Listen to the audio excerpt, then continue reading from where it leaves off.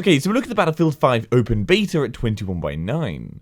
Honestly, I'm very hyped right now. I was excited for this before, but after having hands-on, I'm definitely more excited. Simply put, a good bit has changed. The movement is more weighty, weapons feel harder and more violent, the characters feel somehow more real, and the environments are just, well, that's one thing you can visually understand. It's one ridiculously beautiful game. But again, you don't get the sense of immersion, the proper feeling of the environment that this brings whilst playing, unless you actually get hands-on. I also want to point out for any idiot that has attacked this game so far about it not being realistic to World War II and so are boycotting it, well, you're the blockhead. It's a game. Do you think you can respawn in real life, or heal with a single syringe hit, or have infinite ammo refills, or see a live map of all players at all times, or get shot a load and still run about fine, etc, etc, etc. Grow up. Having women in the game affects nothing. This was always going to be a stylized version of World War II, and it's amazing fun for it. Anyway, before I go on, let's cover the 21:9 supports, of which thankfully DICE can always be counted on for making the Battlefield games impeccably supported. So whilst we don't have every part of the game visible yet, like we don't know how the campaign cutscenes will work, so far in the open beta every single bit can be played perfectly on an ultra-wide screen. Every menu, every cutscene, every bit of gameplay shows off more on the sides of the screen. There is only one bug wherein the blood splatter decal on the ground will cut off outside of like a 4x3 section of the screen. It's literally only in these moments when you're lying in your own blood waiting for a revive that you'll see this, so it's clearly a bug, and I'm not letting that hurt the 21:9 support score. It's not on purpose. There is a huge FOV slider that goes to 120 for every possible view you could want. And again, a nice addition is that this FOV can be applied to ADSing or not. You can turn it on or off. For reference, this gameplay is all on both 80 and 90 FOV levels. I swapped between the two after a few hours of recording, and also some is with film grain on and some off. I turned it off after a while and definitely prefer it that way. As for settings in general, there are just an abundant amount of changes you can make, from colors of your UI to HUD elements, movements, controls, voices, sounds, etc. I've yet to find anything I'd possibly want to change that I couldn't. It's like Battlefield 1, a brilliantly supported PC title.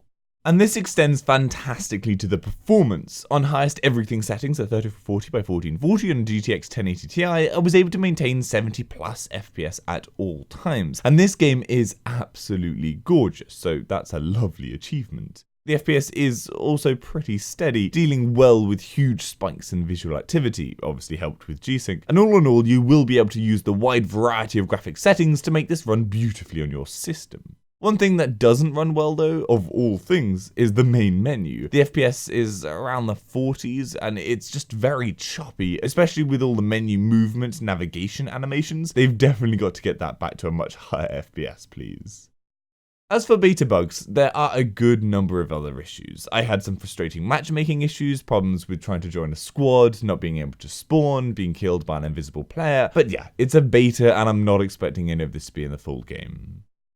So back in the gameplay, what changed and why do I love it? Well, firstly, the movement, the control of your character feels a little more weighty than Battlefield 1. It feels like you're swinging a heavy weapon around the place, unlike previous titles. There are also improvements in the form of more sliding functionality, and actually something really cool is when a heavy explosion goes off near you, if you're caught in the shockwave, you're literally thrown through the air before picking yourself back up. It gives explosions a whole new way to be careful around, as you're unable to fight whilst you're incapacitated like that. Sadly, this explosion mechanic only applies to the bombing of the main objectives, but it would have been epic to see this applied to close kill tank shells or other large non-scripted explosions. I should note that mantling and other traversal mechanics sometimes are a bit glitchy and floppy. This was a bit of an issue with Battlefield 1 at launch, and they ended up really smoothing it out significantly by the end, but it's certainly a problem here. I spent a lot of time tapping space to jump or climb over other things, and it's always annoying dealing with the game not registering a proper climb path. Now, on weapon play, what I've always taken issue with in Battlefield was it never quite captured the impactful feeling of bullets in COD. The one thing COD always got right was making bullet hits feel like they smacked into players, that satisfaction factor. Battlefield has suffered from a lack of feedback in this department for a long time. Now, Battlefield 1 did make steps in the right direction to address this, but Battlefield 5 really takes this to the next step. Weapons feel fantastic when paired with new movement styles and improved bullet feedback. Also, the hit accuracy and response time in every game I've played so far has been superb. The only lag I've experienced has just been from my personal internet being useless. I can't say I've had any kind of server issues where bullets haven't hit exactly where I was pointing, at least from what I'm aware of. Now, I have seen people having issues with this in the beta, so either they're hot fixing patches to these updated releases, or simply I'm getting lucky, but so far, personal experience has been lovely. Now, the beta gives you two environments to play in, Norway and the Netherlands. Both are gorgeous, with obviously the Norway setting taking the cake due to its beautiful natural setting. Rotterdam feels reminiscent of Battlefield 1, but not overly so.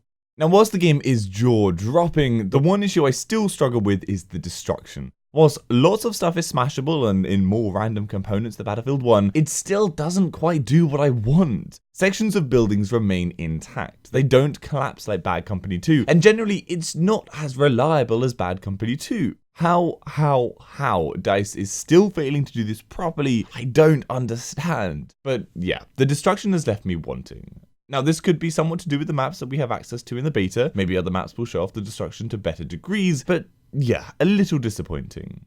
My biggest point that I hope we see sometime soon, and something they used in the trailer for the game, but of course it doesn't really exist, is the ability for heavy rounds to punch holes through walls. I want that kind of detail, to see heavy caliber bullets tearing holes through a building, not just bringing down an entire side of a building. For general gameplay tweaks, there are a lot of things that have changed, or been altered from what we're used to. So starting with health and ammo, you can now pick up a health pack at one of the many drop-off points to get your health regenerated much faster than waiting for it to restart naturally or waiting for a medic. This in itself is nothing huge, but what is much more noticeable is the change to the ammo situation. You now spawn with literally only 2 spare mags. It's hardly anything. You run out very, very quickly. Instead, you have to find ammo dumps to gather more ammo or use ammo from killed enemies. They now drop rounds, or refill from your teammates like normal. I'm really not a fan of this. After a good few hours of playing the beta, I've only found it an annoyance. I can't work out why this is a thing. The only reason I can assume is to try and stop campers, and yes, whilst it does that, it's at such a big detriment to normal players, I don't think the trade-off works. Something else I really am not a fan of is the new revival system. Now you end up lying on the ground calling out for teammates to help, but what this in reality means is that often you don't know what you died from, randomly you sometimes can't be revived, and really mainly you just spend a stupid amount of time staring at the sky as you wait to die. It's very boring and very annoying. Also, once dead, you frequently will not go directly to the map overhead view where you see the entire battlefield and select your class. Instead, you're left following your squad mate, a totally useless feature that just makes you have to click more buttons for no reason. If I want to spawn on them, I can do that from the main map already. All it's doing is being clunky, and it's just so annoying. Talking of clunky things, the customization menu is awful, like truly awful. It's a mess of way too many menus upon menus, things not sensibly shown off, and I've spent so long trying to work out how to navigate to find weapon customizations and make changes and unlocks. It's bloody stupid. They haven't improved on this terrible system for Battlefield 1. Well, at least the good news is there are some now customizations to weapons than there was in Battlefield 1, so that is a big plus. It's just accessing it is such a nuisance. A positive new gameplay feature is the building mechanic. You can now build a huge number of different defenses across every part of a map, filling in gaps and such. It actually does have a lot of use, and it can really help in areas with little cover. This stuff can all be blown up if you have like C4 or a tank or whatever, but it works. I like it. Another thing to take into account when playing is I really love Operations, Frontlines, and Rush in Battlefield 1. The beta here only has the new take on Operations, which, by the way, has so much potential, but is very repetitive here because you only have access to one thing to play, and Conquest, a game mode I've always found extremely boring. So if you're feeling it's not grabbing you quite as you expected, then it really might be just down to what you're playing. I would have loved, for example, a proper Rush map for the beta, but yeah, that's all we have. The grand operation in this has quite the epic opening scene with you dropping out of a plane in the night sky lit up with anti-aircraft airbursts. It's certainly so cinematic. This is so far shaping up potentially to be the best Battlefield in the series. It really is fantastic fun and makes some notable changes to the series. Some people might not love all the gameplay changes, but honestly, things have to change to keep gameplay interesting, and I'm sure it will develop over time. Anyone boycotting the game as they think it will be some kind of stance against having their opinions disagreed with over the inclusion of such a diverse fighting force, again, just stop, grow up, and enjoy the game. If you can, get into the open beta right now. It runs till Sunday. It'll absolutely tell you whether this is something you want to buy on full release. I know I will be buying it. I'm also going to give it a WAF score of 5 because it's perfection 21/9 wise. And as always, we need to support this kind of attention. So I hope that gives you some information how the game runs at 21/9. Give this video a like if you found it helpful, and subscribe for future info. For any of the games at 21/9, head over to my channel or the WAF website. Hopefully I've covered it. If I haven't, then leave a comment down below and I'll try and cover it. And if you'd like to support the channel, the links to my Patreon page are in the description, and Amazon affiliate links there too. See you later.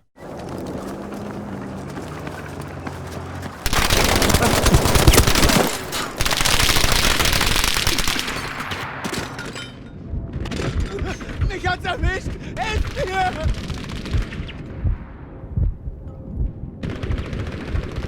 Objective Dora has been lost.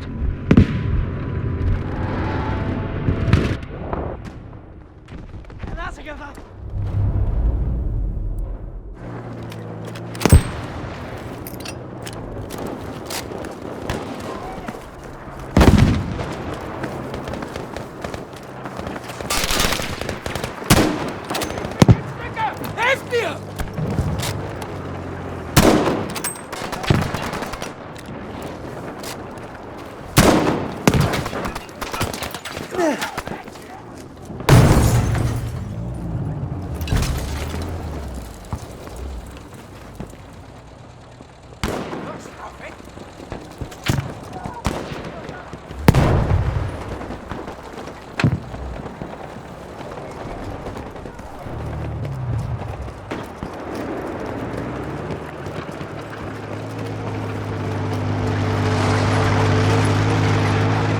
Looks like trouble!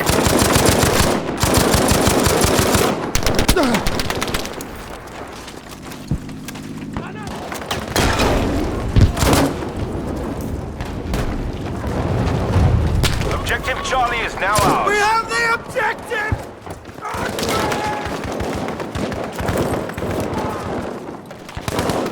Not bad! So, objective Able taken. Gotcha, chum!